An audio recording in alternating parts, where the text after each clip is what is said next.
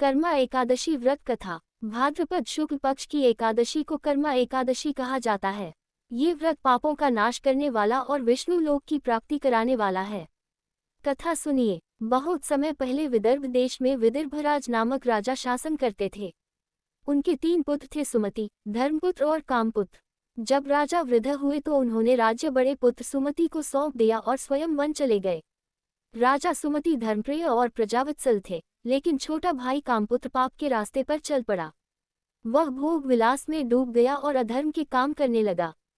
सुमति ने बहुत समझाया पर वह नहीं माना। तब राजा ने महर्षि शंख को बुलाया। महर्षि ने कहा, हे राजन, इस संसार में सबसे श्रेष्ठ व्रत है कर्मा एकादशी का व्रत। भाद्रपद शुक्ल पक्ष की इस एकादशी को यदि कोई श्रद्धा से करता है तो उसके जन्म जन्मांतर के पाप नष्ट हो जाते हैं। धर्म, अर्थ, काम और मोक्ष चारों की प्राप्ति होती है। उन्होंने पूजा विधि भी बताई।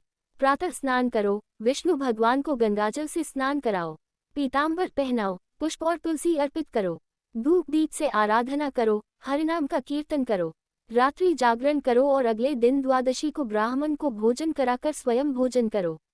ये सुनकर सुमति ने अपने भाई कामपुत्र से कहा, भैया, तुम यह व्रत करो, तुम्हारे सारे पाप मिट जाएंगे। पहले तो कामपुत्र नहीं माना, लेकिन फिर उसने श्रद्धा से व्रत किया। उसने उपवास रखा, भगवान विष्णु की पूजा की और जागरण किया। व्रत का प्रभाव इतना अद्भुत था कि उसका हृदय शुद्ध हो गया।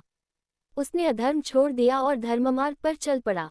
भाइयों में प्रेम बढ़ा, राज्य में सुख शांति और समृद्धि छा गई। इसलिए कहा गया है, जो भक्त कर्मा एकादशी का व्रत करता है वह विष्णु लोक का अधिकारी बनता है। उसके सारे कष्ट दूर होते हैं और जीवन में शांति आती है।